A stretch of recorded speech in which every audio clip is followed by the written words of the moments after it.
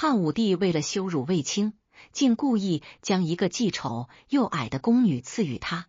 没想到3年之后，卫青待妻谢恩时，刘彻一眼瞥见那宫女身后的孩子，当场惊得目瞪口呆。欢迎大家收听历史探案馆，今晚我们要讲的是一份来自帝王的最恶毒赏赐，以及一场持续3年、彻底颠覆整个宫廷命运的惊天隐忍。未央宫大殿，气氛压抑得令人窒息。汉武帝刘彻高坐龙椅，目光戏谑而凌厉地扫视台下那名身披重甲、风霜满面的男子——大将军卫青。卫爱卿，你战功赫赫，朕却不知该如何赏赐你。刘彻的声音回荡在大殿之上，带着一丝难以觉察的冷意与揶揄。他轻挥手，内侍总管郭统便领着一个畏缩的身影走上前来，一个极为丑陋的女子。她身量不足5尺，脊背佝偻，脸上布满暗红胎记，低着头，如同被丢弃在路边的顽石，与大殿的金碧辉煌格格不入。她是浣衣局的宫女，名唤阿丑。刘彻嘴角勾起一抹恶作剧般的笑，朕听闻你府中缺个暖脚的人，便将他赏赐于你，如何？满朝文武屏息凝神，目光在绝世名将与最卑贱的宫女之间来回游移，这无疑是一场赤裸裸的羞辱。卫青缓缓抬头，那双曾看惯尸山血海的眼眸此刻却波澜不惊。他摘下头盔，重重叩首，臣谢主隆恩。谁也未曾料到，这个被当作笑话送出的礼物，竟在3年之后成了颠覆整个大汉宫廷风云的惊雷。建元6年深秋，长安城的风比刀锋还厉。卫青走出宫门，怀中揣着皇帝赐予的这份恩典，身后的马车里坐着那个刚被赏赐给他的阿丑。街道两旁，不少百姓与官员在暗中窥探，大将军卫青，卫皇后的亲弟弟，刚刚在龙城大捷中斩首700，威震匈奴，回来的第一份赏赐竟是个又丑又矮的浣衣局宫女。这既是帝王心术，也是警示。卫家如今太过显赫，姐姐卫子夫宠冠6宫，外甥霍去病少年英才，而卫青手握重兵，刘彻年轻气盛，既要用人，又要防人。这桩婚事就是在昭示天下，卫青不过是镇长中的一枚棋子，想怎么摆布便怎么摆布。将军回府吗？老仆卫中赶车，声音里带着压抑的怒气。卫青勒住缰绳，回头望了一眼高耸的宫门，神色复杂。回府途中，马车碾过青石板，发出辘辘声响，车厢内静默如水。阿丑一声不吭，仿佛根本不存在一般。到府后，气氛更加凝重。卫青的夫人平阳公主早已在大厅等候，她是刘彻的亲姐姐金枝玉叶。卫青早年仍为府上骑奴，如今虽成夫妻，但身份鸿沟仍在。此刻皇帝竟赏赐一个丑女于卫青，不仅是在羞辱她本人，也在变相羞辱她这位长公主的夫君。平阳公主端坐主位，手中绞着帕子，语气酸楚尖锐：陛下赏的人，那是天恩切身，这就让人去安排住处。卫青摆手未多言，只疲惫挥退众人，独自走入书房。桌案上，北境的布防图静静铺开，风声透过窗棂，仿佛也带着宫廷的紧张与肃杀。匈奴尚未平定，朝堂上的尔虞我诈让卫青心生厌倦。这时，一个极其细微的声音从门口响起：将军。他猛然抬头，只见那个名叫阿丑的宫女站在门口。她依旧低着头，手中端着一盆热气腾腾的洗脸水。谁让你进来的？卫青皱眉，声音低沉：奴婢来伺候将军洗漱。阿丑声音沙哑，仿佛喉咙里含着沙粒。卫青看着他，近距离打量，这女子确实丑得惊人。那暗红色的胎记从左脸蔓延至脖颈，如同被火焰灼烧过一般。他身材矮小，站在那里仿佛尚未长大的孩子。放下去，卫青冷冷道。阿丑纹丝不动，放下铜盆后，竟壮着胆子向前走了几步。藏在刘海下的眼睛忽然抬起，卫青心头一震，那是一双清澈幽深的眼睛，仿佛暗藏着某种难以言喻的力量，与这具残破的躯壳形成极其诡异的反差。将军，这盆水您必须洗。阿丑忽然说道，语气不再唯唯诺诺，而是透着不可置疑的坚定。卫青愣住，随即冷笑，你敢命令我？不是命令，是救命。阿丑抬起手，指向铜盆中的水。卫青疑惑地望去，只见水面漂浮着几片奇异药草，散发淡淡清香。将军今日在朝堂受了寒气，陛下赐的酒中掺了西域寒食散，虽无大碍，却会让将军今夜高热不退。若不用此药水洗去寒气，明日早朝，将军恐怕难以起身。卫青瞳孔骤然收缩，他在殿上饮酒，并未感到异样，这丑女如何得知？而寒食散是宫廷秘药，一名浣衣局的宫女怎么可能认得？到底是谁？他手按腰间剑柄，浑身散发凛冽杀意。阿丑面对滔天杀气，竟毫无退缩，微微一笑，那张丑陋的脸上竟浮现出一种奇异的圣洁感。将军，奴婢只是想活命，若将军也想活命，想让卫家不重蹈前朝覆辙，今夜这水便必须洗。窗外惊雷滚过，卫青死死盯着他，良久缓缓松开剑柄，将双手浸入温热药水中。那一刻，一股暖流顺着掌心直冲心脉，积压在胸口的郁结之气消散了不少。他心中暗忖，这个丑女绝非凡人。阿丑留在将军府，并没有如众人所料被扔入柴房或受虐。卫青特意为他安排一处偏远独院，甚至允许他自由出入书房，在府中引起轩然大波。平阳公主嗤之以鼻，认为卫青不过是新鲜感作祟，丑人多作怪，定是他用狐媚手段勾引卫青。然而卫青心思，唯他自己明白。自那夜洗漱之后，他便发现阿丑精通医术，对兵法谋略亦有惊人见解。一夜深沉，卫青正对布防图愁眉不展，匈奴左贤王行踪诡秘，决战时机迟迟未到，若此刻出兵陇西，必败无疑。那沙哑的声音再次响起，卫青已习惯阿丑神出鬼没的行踪，未回头问缘由。阿丑走到书桌前，伸出粗糙干裂的手，在地图某处轻轻一点。左贤王虽贪，但他手下的赵信却是汉人降将，此人多疑。将军若大张旗鼓进军陇西，他必以为这是诱饵，反而会绕到雁门关，截断将军粮道。卫青顺着他手指看去，心中猛然一震，这正是他犹豫不决之处，却被他一语道破。那依你之见，围点打援，声东击西。阿丑拿起朱笔，在地图上画出一条蜿蜒曲线，将军可令一支轻骑佯攻高阙，主力却潜伏于漠北风口，待左贤王回援高阙之时，将军便可直捣黄龙。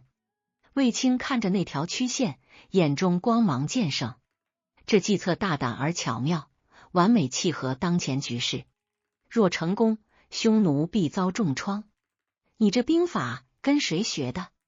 卫青转身，目光灼灼注视着他。阿丑垂下眼帘，嘴角浮起一抹苦涩的笑。奴婢在浣衣局洗了10年衣服，那些被浆洗掉的奏折残页上，偶尔能看到只言片语。卫青不信，怎么可能从残页中悟出如此精妙策略？这种天赋，即便霍去病也未必具备。他忽然伸手，一把捏住阿丑的手腕。你到底是什么人？阿丑手腕纤细，仿佛一折即断，被迫抬头，那张丑陋的脸在烛光下显得格外狰狞。将军，有些事不知道比知道更好。他轻声道，语气透着一丝悲凉。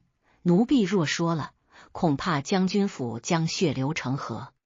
卫青手指紧了紧，他看向那双清澈眼睛，终于读懂了其中的恐惧与隐忍。唯有经历过地狱的人，才会有这种眼神。卫青缓缓松开手，背对他，既然你不愿说，我不再追问。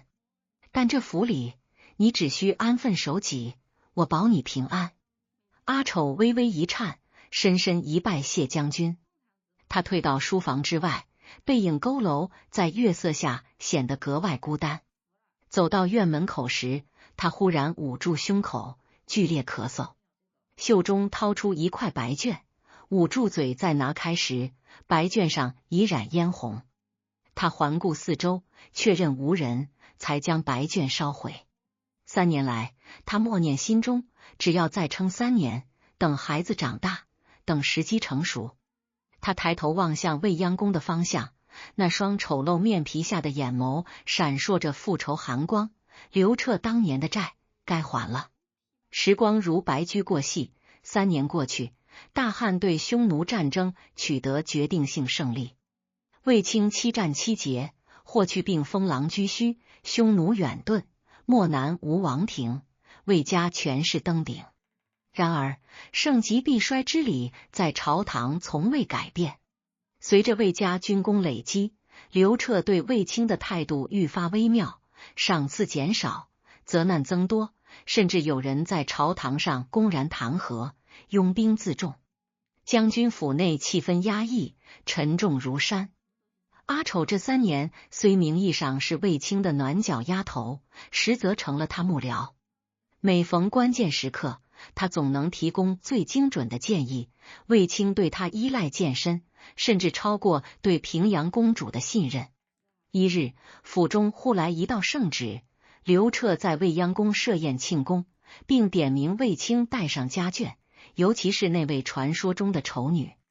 这显然是鸿门宴，将军此行凶险万分。书房内，阿丑正为卫青整理朝服。这3年来，卫青似老了许多，鬓角已有白发，而阿丑依旧矮小丑陋，只是眼神愈发深邃。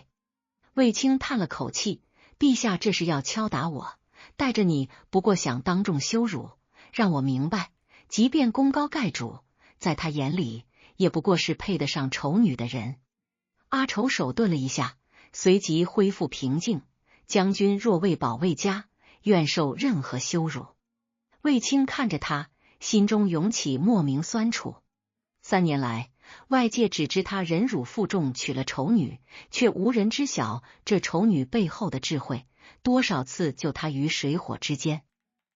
卫青忽然开口，若此次能全身而退，我便向陛下求个恩典，放你自由，许你个好归宿。阿丑抬头定定看着他，好归宿，他这样的人哪还有什么好归宿？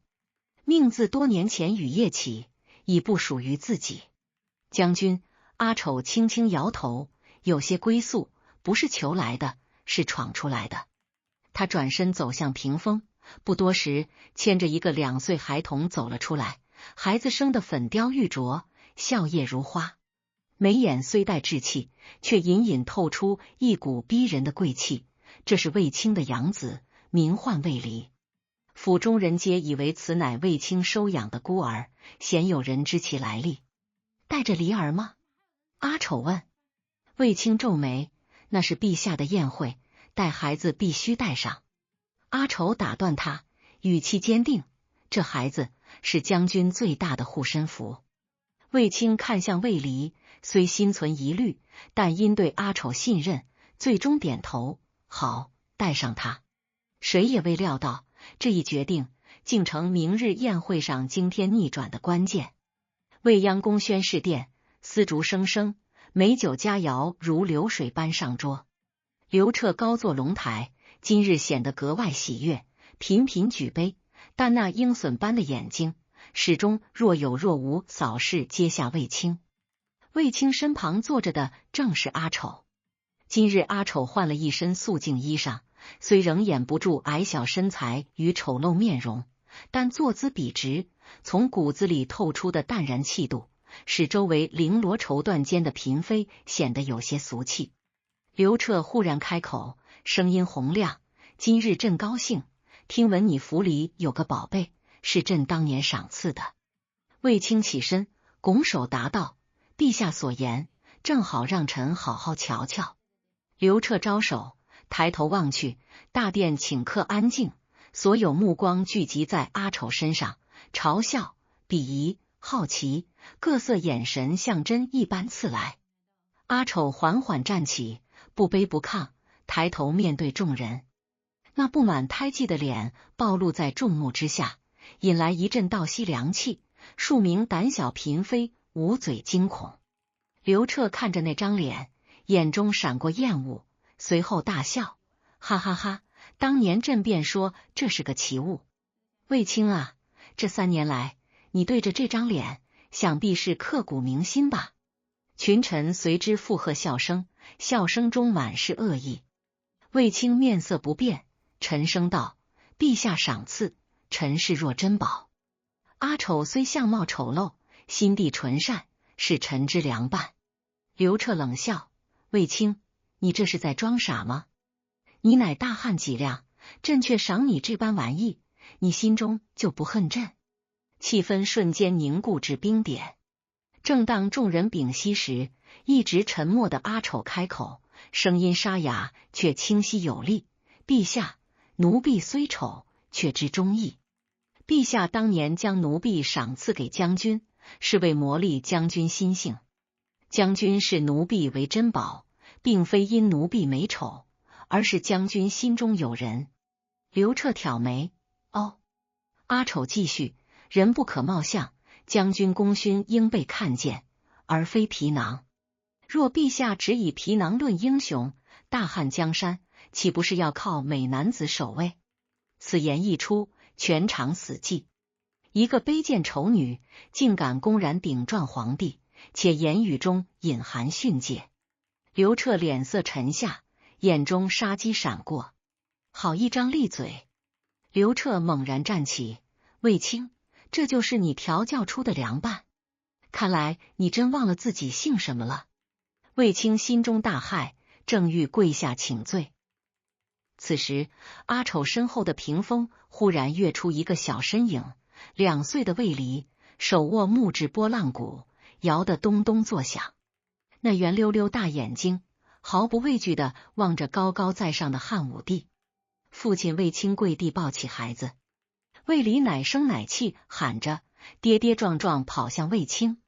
全场目光被孩子吸引，刘彻原本满腔怒火，在看到孩子瞬间仿佛被猛击。一眼那孩子眉眼间，刘彻心头涌上一种莫名熟悉感，那是谁的孩子？卫青连忙抱起卫离，跪地回道：“回陛下，此乃臣收养之义子，名唤卫离。”刘彻缓缓下台，一步步逼近：“抱过来让朕看看。”卫青不敢违抗，只得将孩子递给身旁的内侍。内侍战战兢兢的将卫离抱到了刘彻面前。刘彻伸出大手捏住了卫离的小脸，那孩子也不哭，只是瞪着眼睛看着。刘彻忽然咧嘴一笑，露出2颗小门牙。黄卫离含糊不清的吐出了一个字。刘彻的瞳孔瞬间放大到了极致，因为这个字不是黄，也不是王，而是一个极其模糊却又极其像某个称呼的音节彻，那是刘彻的乳名，只有极少数早已故去的老人才知道。更让刘彻震惊的是，当这孩子笑起来的时候，那嘴角的弧度，那眉宇间的英气，竟然像极了一个人，不是卫青，而是刘彻自己年轻的时候。不对！刘彻猛地转头看向那个丑陋的阿丑，此时的阿丑正死死地盯着刘彻，眼中不再是刚才的卑微与淡然，而是一种深深的刻骨铭心的哀怨。他缓缓抬起手，做了一个极其隐秘的手势，那是宫廷禁术中的一个手势，意为隐忍。刘彻的脑子里轰的一声炸开了，他认得这个手势，那是当年他还在做胶东王时交给他的启蒙太傅的手势，而那位太傅早在七国之乱中全家被杀，只留下了一个失踪的孙女。刘彻颤抖着手，再次看向那个孩子，如果这孩子是卫青的，那为何长得像朕？如果是朕的，那这丑女难道一个？荒谬却又惊悚的念头在刘彻心中疯狂滋长。他猛地一把推开内侍，亲自将那个孩子抱了起来，仔细端详着。这孩子多大了？回陛下3岁了。卫青答道：3岁。3年前。刘彻的记忆瞬间回到了3年前那个风雨交加的夜晚。那天晚上，他微服私访，在长门宫附近遇到了一个浑身是血的黑衣女子。那女子戴着面具，为了救他绑了一箭。那一夜，他在破庙中高烧不退。那女子曾喂他喝水，甚至为了掩盖行踪，曾与他有过一段荒唐的亲密。但他醒来时，那人早已不见，只留下一块染血的玉佩。后来他查遍后宫，却始终找不到那个人。刘彻猛地转头看向阿丑，你刘彻的声音在颤抖，把头抬起来，再高一点。阿丑缓缓抬起头，眼角滑落一滴泪水，他伸出手，在耳边轻轻一搓，那原本丑陋不堪的胎记，竟然随着他的动作出现了一丝细微的裂纹。那是易容术，在这金碧辉煌的大殿之上，在这满朝文武的注视之下，那个被天下人嘲笑了3年的丑女，正在向大汉的皇帝揭开一个足以惊天动地的真相，令五大殿内死一般的寂静。只有那个孩子手中的拨浪鼓还在，偶尔发出咚的一声轻响，敲在每个人的心头。刘彻的手指有些发抖，他死死盯着阿丑那张脸，撕开他。刘彻的声音低沉沙哑，带着不容置疑的威压，给朕撕开。阿丑没有动，他只是静静地看着刘彻，眼中的泪水早已干涸。陛下，这层皮若是撕开了，就再也贴不回去了。他轻声说道，当年的那个女子已经死了，死在陛下为了巩固皇权而发动的清洗之中，如今站在你面前的只是一个卑微的丑女，朕让你撕开。刘彻怒吼一声，吓得周围的大臣纷纷跪倒在地。卫青跪在地上，头重重地磕在青砖上，冷汗早已浸透了后背。他隐约猜到了什么，却又不敢深想。阿丑深吸一口气，缓缓抬起手，在那狰狞的胎记边缘轻轻扣动撕拉，一声轻微的裂帛声在寂静的大殿中显得格外刺耳。随着那层特制的假皮被缓缓揭下，一张被掩盖了3年的容颜逐渐显露出来。虽然因为长期的贴敷和药物侵蚀，皮肤显得有些苍白粗糙，甚至还有些红肿，但那五官的轮廓，那眉眼的走向，却清晰地展现在众人面前。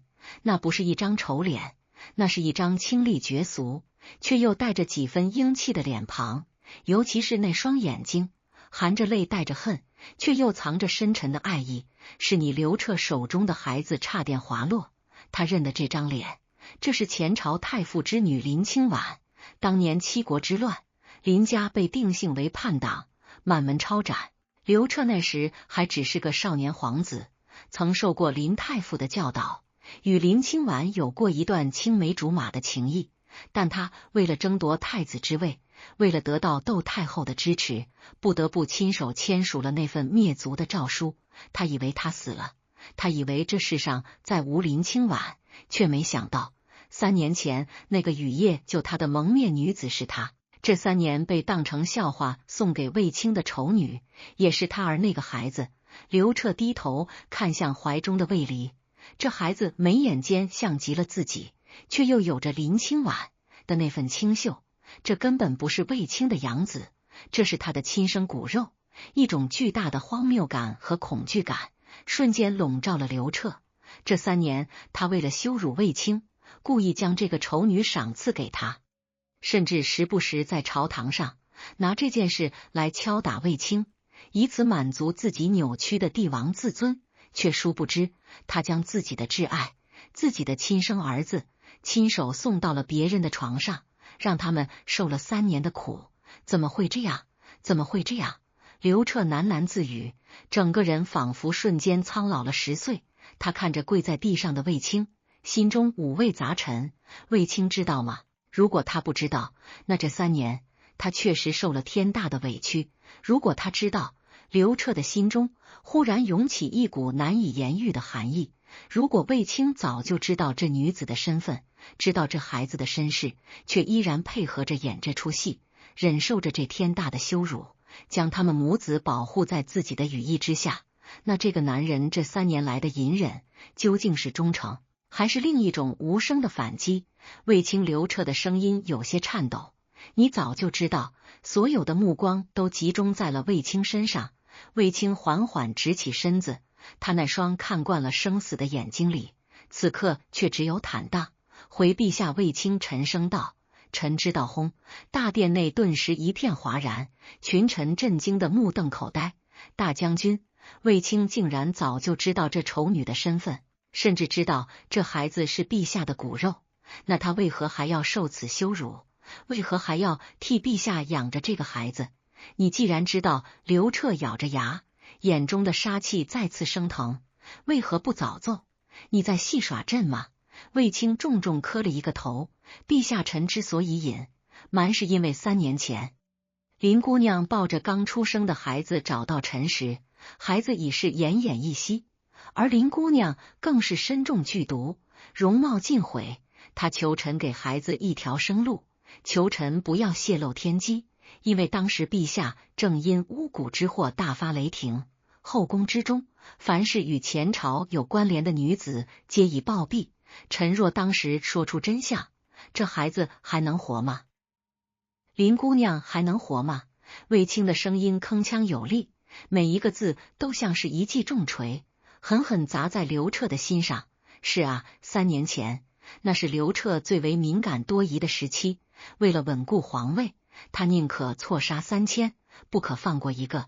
如果当时知道林太傅的女儿还活着，甚至还生下了自己的孩子，以当时的局势，为了不让外戚干政的悲剧重演，他极有可能会亲手掐死这个孩子。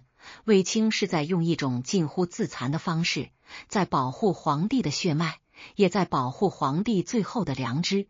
刘彻呆立在原地，怀里的孩子似乎感受到了气氛的不对，哇的一声哭了起来。那哭声彻底击碎了刘彻心中最后的防线。他看着跪在地上的卫青，又看了看站在一旁虽然揭下了伪装，却依旧形容枯槁、满眼沧桑的林清婉。这3年来，他在深宫之中听着歌，看着舞，享受着万国来朝的尊荣，而他们却在这一场精心设计的羞辱游戏中战战兢兢地活着。他以为他在俯视蝼蚁，殊不知他自己才是那个被蒙在鼓里的可怜虫。把孩子给朕。刘彻的声音有些哽咽。阿丑不，现在应该叫他林清婉了。他走上前，动作有些迟缓的从刘彻怀中抱过孩子，孩子在他怀里立刻停止了哭泣，小手紧紧抓着他的衣襟。陛下。林清婉轻声开口，声音依旧沙哑。臣妾不求富贵，不求名分，只求陛下放过卫将军。这3年若非卫将军拼死相护，我们母子早已化为尘土。今日之事皆是臣妾一人的主意，与卫将军无关。刘彻看着他，心中一阵绞痛。他到现在还在为卫青求情。朕。刘彻张了张嘴，却发现自己根本说不出一句完整的话来。这哪里是羞辱卫青，这分明是狠狠地扇了自己一记耳光。就在这时，殿外忽然传来一声高亢的通报声：骠骑将军霍去病觐见。一个年轻的身影大步流星地走了进来。霍去病一身戎装，风尘仆仆，显然是刚从边关赶回来。他一进大殿，看到眼前的场景，微微一愣，随即立刻跪下：救父陛下，发生了什么事？刘彻看着这个意气风发的少年将军，再看看沉稳如山的卫青，心中忽然涌起一股深深的无力感。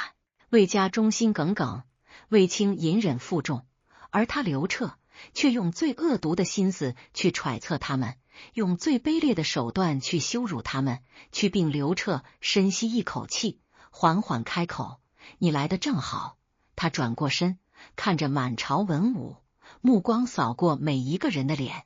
今日之事，朕下旨全场肃静。卫青护主有功，教养皇嗣有功，进为大司马大将军，增封户1万。刘彻顿了顿，目光转向林清婉。林氏清婉虽出身罪臣之后，然深明大义，救驾有功，抚育皇嗣有功，朕复其宗籍，封为婉妃，赐居长乐宫。这旨意一出，群臣再次哗然。罪臣之女不仅复籍，还直接封妃，这可是前所未有的殊荣。然而刘彻的话还没说完，至于这孩子，刘彻走到林清婉面前，伸出手想要触碰孩子的脸，却在半空中停住了。赐名刘据，封胶东王。胶东王，这是刘彻当年的封号，这其中的含义不言而喻。这不仅仅是一个王位，更是一种迟来的弥补，一种无声的承诺。卫青跪在地上，高呼吾皇万岁，万岁万万岁。他的声音里带着一丝难以察觉的颤抖。3年的隐忍，3年的屈辱，在这一刻终于画上了一个句号。但他知道，这并不是结束。只要刘彻还是那个多疑的皇帝，只要魏家依然手握重权，这样的博弈就永远不会停止。只是下一次，他们还能这样幸运吗？令六宣事变的风波虽然暂时平息，但真正的暗流才刚刚开始涌动。那一夜，刘彻彻夜未眠，他坐在长乐宫的偏殿里，隔着屏风看着林清婉哄着孩子入睡。那温馨的画面像是一把尖刀，刺得他心口生疼。他忽然意识到，这3年来，他失去的不仅仅是一个女人和一个孩子，更是作为一个人最基本的情感。第2天早朝，气氛变得异常诡异。群臣看着高坐在龙椅上的刘彻，又看了看站在武将首位、神色淡然的卫青，每个人都在心中揣摩着圣意。昨日那场大反转型，让所有人都看清楚了，卫青不仅没有失宠，反而因为忍辱负重和护驾有功，地位更加稳固，甚至隐隐有了凌驾于皇权之上的威望。有事启奏，无事退朝。郭同尖细的声音在大殿内回荡：“臣有本启奏，出列的是御史大夫张汤，此人酷吏出身，最善于揣摩地意，也是刘彻手里的一把刀。启奏陛下，臣闻功高震主，权大乱国卫大将军虽然功勋卓著，但如今大司马一职已掌管天下兵马，再加上此次护佑皇嗣之功，威望之盛，恐非国家之福。”张汤的话像是一颗石子投入了平静的湖面。虽然群臣心中都明白这个道理，但敢在这个时候直接说出来的人只有张汤。这不仅是他在试探刘彻，也是刘彻在试探卫青。卫青依旧低着头，面无表情，仿佛张汤说的根本不是他。刘彻眯起眼睛，手指轻轻敲击着扶手。哦，张爱卿的意思是朕想错了。张汤连忙跪下：“臣不敢，臣只是为陛下的大汉江山考虑。如今北匈奴已灭，四海升平，兵马之事当收归中书。大将军身负重恩，理应在家颐养天年，而非继续操劳国事。”这番话看似是为卫青着想，实则是要剥夺卫青的兵权。这就是刘彻的真实意图。昨日的感动是真的，但今日的忌惮也是真的。魏家如今出了个大将军，出了个骠骑将军，现在又出了个婉妃，还有个被封为胶东王的皇子。这股势力太大了，大到让刘彻睡不着觉。卫青忽然动了，他缓缓出列，摘下头上的官帽，放在地上。陛下张大人所言极是。卫青的声音平静得令人心惊，臣这几年南征北战，旧伤复发，时常感到力不从心，且家中犬子尚幼，臣希望能多些时间教导，故臣恳请陛下免去臣大司马之职，收回兵符，臣愿做一介富家翁，为大汉守好家门。这番话一出，满朝皆惊，谁也没想到，权势滔天的卫青，竟然真的甘愿在这个时候交出兵权，这可是无数人梦寐以求的东西。刘彻愣住了，他原以为卫青会推辞，会周旋，甚至会用昨日的功劳来讨价还价，但他没想到卫青辞得如此干脆，如此决绝，这就是卫青的智慧。他知道，昨日的荣耀已经是卫家能到达的顶峰，再往上就是万丈深渊，只有急流勇退才能保全家族。大将军这是何苦？刘彻站起身，走下台阶，亲自扶起卫青。朕并未疑你，陛下心系江山，臣心系陛下，陛下之忧即是臣之忧。卫青看着刘彻，眼中满是真诚。臣虽交出兵权，但若大汉有难，臣愿为陛下再披战甲，马革裹尸，在所不辞。刘彻看着这双眼睛，心中五味杂陈。他明明拥有这世上最忠诚的臣子，却始终无法完全信任他。罢了，刘彻叹了口气，既然爱卿去意已决，朕也不勉强，但大司马之职，朕为你保留，兵权之事，容后再议。这是刘彻最后的体面，也是最后的试探。他留了大司马的虚衔，算是全了君臣之意。退朝后，卫青独自一人走在长长的公道上，阳光洒在他的背影上，显得有些萧索。舅父身后传来一声呼唤，霍去病快步追了上来，脸上带着不甘和愤怒。舅父为何要交出兵权？那张汤不过是陛下的一条狗，我们卫家这些年出生入死，难道就换来这样的结果？霍去病年轻气盛，并不理解卫青的苦心。卫青停下脚步，转头看着这个意气风发的外甥。去病，你要记住，卫青语重心长地说道，这世上最锋利的刀，不是敌人的剑，而是功高盖主的疑心。陛下赏赐我们荣耀，是因为我们需要替他挡剑；陛下收回权力，是因为他怕我们变成射向他的人。可是霍去病握紧了拳头，我不甘心，不甘心也得忍。卫青拍了拍他的肩膀，忍字头上一把刀，这把刀不仅要防着敌人，更要防着自己。只有忍住了，才能活得长，才能护得住你想护的人。霍去病沉默了，他想起了那个曾经被当作笑话赏赐给舅父的丑女，想起了那个在宴会上震惊全场的真相。原来这3年来，舅父忍下的不仅仅是羞辱，正是这朝堂之上最深沉的杀机。舅父，我懂了。霍去病深吸一口气，那个孩子，卫青的眼神柔和了下来。那个孩子是陛下的骨肉，也是林姑娘的命。我们护住了他，就是护住了陛下心中最后的一点人性。只要那个孩子在，陛下就不会对卫家赶尽杀绝。这就是卫青的筹码，不是为了争权夺利，而是为了生存。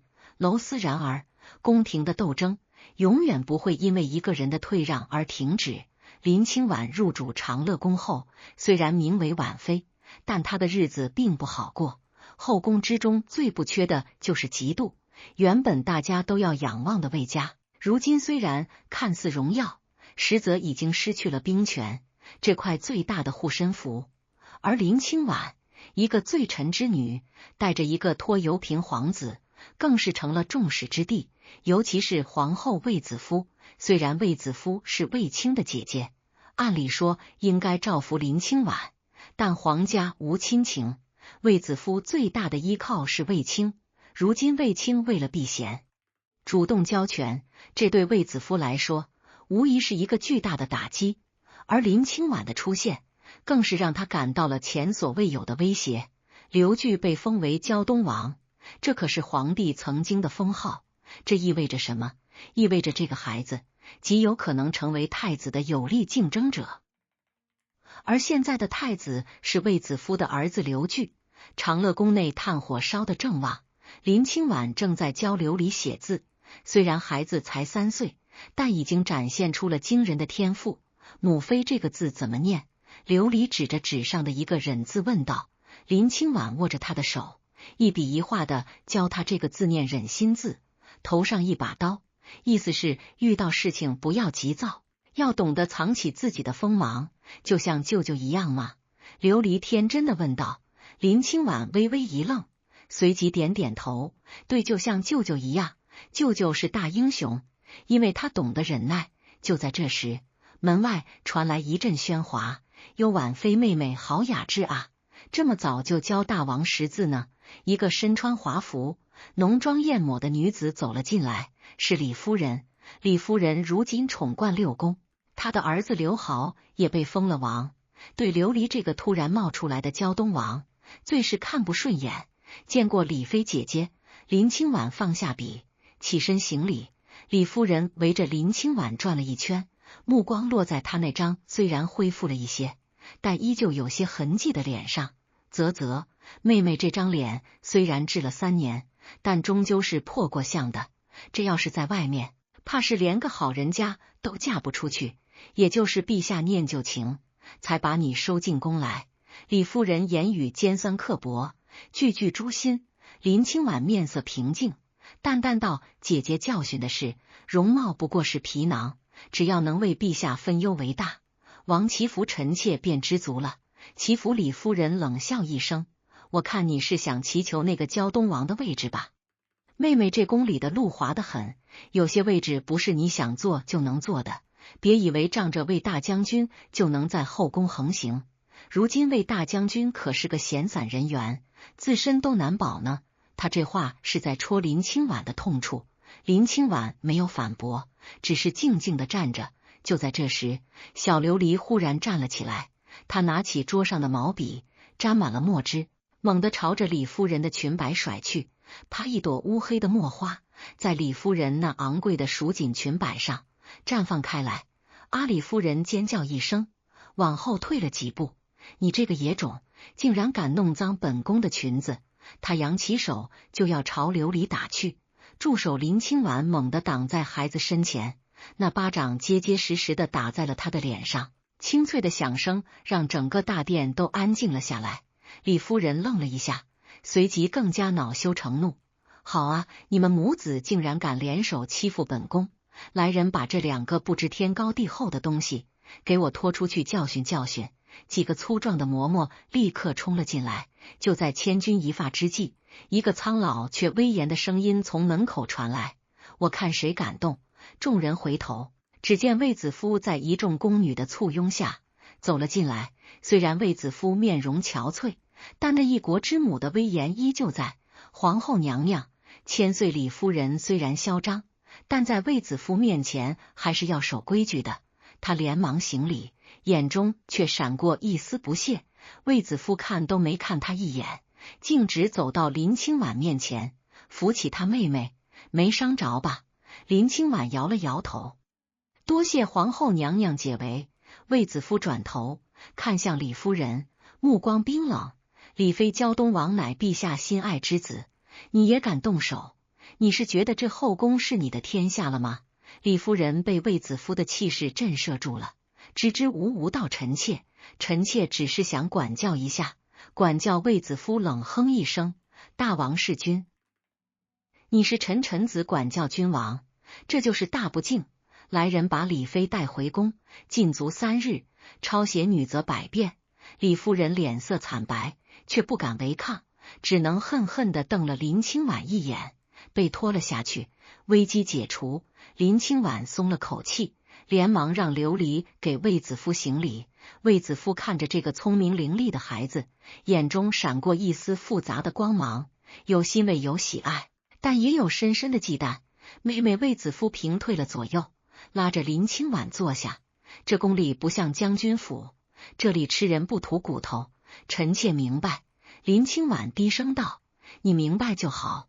卫子夫看着他，青帝为了你们母子付出了太多，如今他交了兵权，这朝堂上的风向变了，以后你要更加小心。姐姐放心，今晚绝不给魏家惹祸。卫子夫苦笑了一下，傻妹妹，这宫里哪有不惹祸的道理？你不找事，事也会找你。那个李夫人不过是跳梁小丑，真正的危险是来自上面的那位。他指了指头顶一指，刘彻陛下对你有愧，所以现在对你宠爱有加，但这份愧疚是有保质期的，等这份愧疚淡了，你就是这宫里最危险的孤家寡人。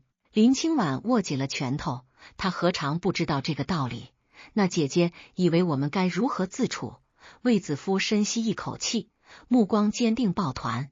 我们魏家虽然交了兵权，但威望还在，只要我们姐妹一心只要，去病还在边疆立功，这后宫的天就塌不下来。